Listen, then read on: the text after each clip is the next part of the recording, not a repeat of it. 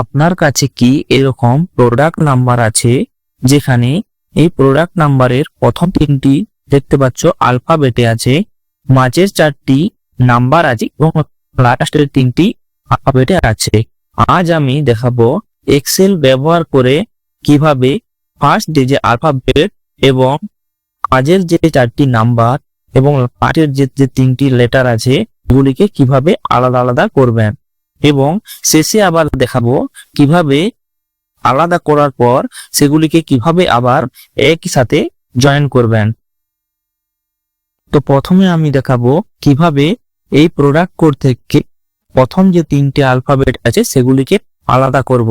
তো প্রথমে কি করব না, এখানে ইকুয়াল দিয়ে আমরা যেহেতু এই প্রোডাক্ট কোড থেকে প্রথম তিনটে আলফাবেটকে আলাদা করব, তার জন্য আমরা এখানে একটা ফর্মুলা ইউজ করে নেব, যেটা হচ্ছে লেফট ফর্মুলা।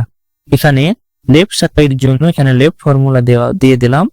এরপর এখানে কি এসছে না, আমাদের আর্গুমেন্টে টেক্সট এসছে, তো আমরা এখানে টেক্সটটাকে সিলেক্ট করে নেব।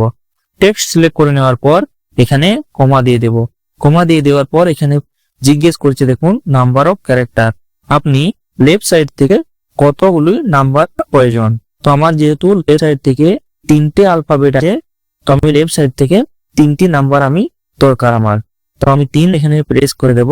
প্রেস করে দেওয়ার পর এন্টার প্রেস করে দেব। এন্টার প্রেস করলেই দেখতে পাচ্ছ এই যে প্রোডাক্ট কোড আছে, এই প্রোডাক্ট কোড থেকে যে প্রথমের তিনটে এখানে আলফাবেট কিন্তু এখানে চলে এসেছে, দেখতে পাচ্ছ QRE। তো এইভাবে চলে আসার পর তোমরা এখানে ডবল ক্লিক করে দিলেই সবার ক্ষেত্রে কিন্তু একইভাবে চলে আসবে। এরপরে আমি দেখাবো এই যে প্রোডাক্ট কোড আছে, এই প্রোডাক্ট কোডের মাঝে যে এখানে চারটি নাম্বার আছে, এই নাম্বারগুলিকে এই কোড থেকে কিভাবে আলাদা করব। তার জন্য আমরা এখানে কি করব না, ইকুয়াল দিয়ে এখানে মিড ফর্মুলা ইউজ করে নেব। মিড ফর্মুলা এখানে ইউজ করে এখানে দেখতে পাচ্ছ নিচে এসছে টেক্সট। তো যে টেক্সটটা আমাদের আছে সেই টেক্সটটা এখানে সিলেক্ট করে নেব এবং কমা দিয়ে দেব।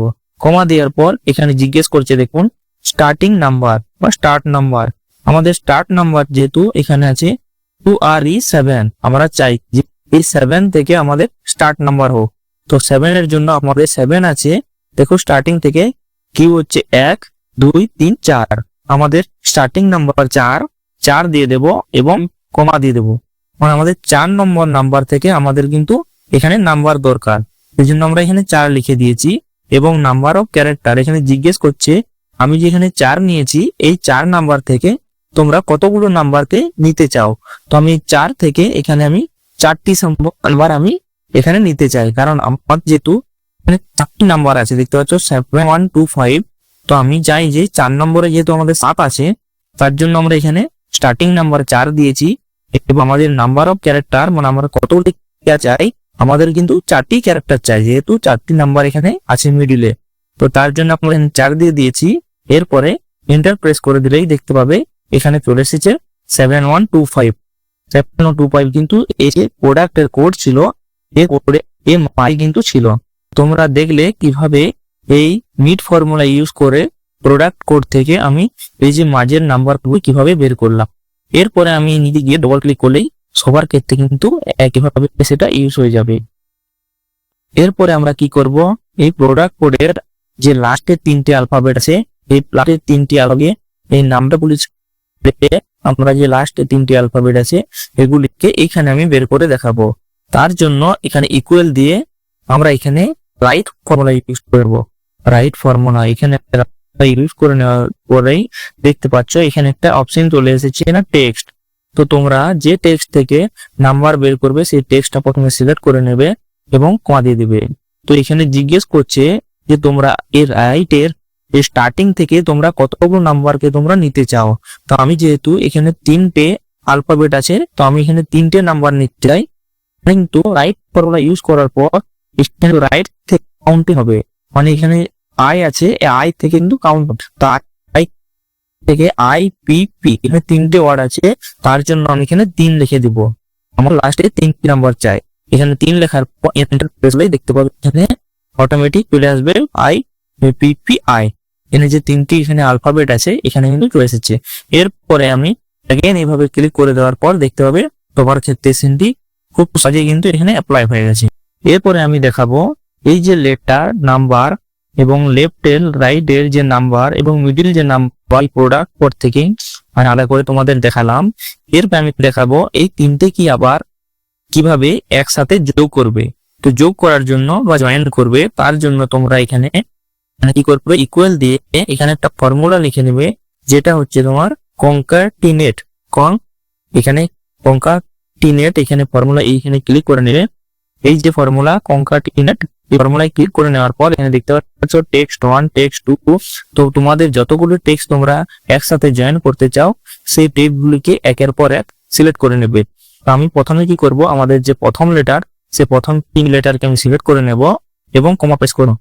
কমা পেস্ট করার পর এখানে নিচে দেখতে পাচ্ছ জিজ্ঞেস করছে টেক্সট 2 এর জন্য আমরা নাম্বার ফর্মুলা ইউজ করে নেব। নাম্বার ফর্মুলা ইউজ করে এগেন আমরা কি করব না, কমা দিয়ে দেবো। কমা দেওয়ার পর টেক্সট 3 আমাদের কি আছে না, এই দেখতে পাচ্ছি এই ফর্মুলার নিচে আমাদের নাম্বারটা আছে। তার জন্য আমরা এখানে ব্যাক সুইচ ইউজ করে দিলে দেখতে পাচ্ছি এখানে E6 চলে এসেছে। এই যে E আর যে 6 এখানে কিন্তু চলে এসেছে। তার জন্য আমরা এখানে এখানে ব্র্যাকেট দিয়ে ব্র্যাকেট ক্লোজ করে নেব। ব্র্যাকেট করে আমরা এন্টার প্রেস করলেই এই যে দেখতে পাচ্ছ প্রোডাক্ট যে কোড এখানে কিন্তু চলে এসেছে।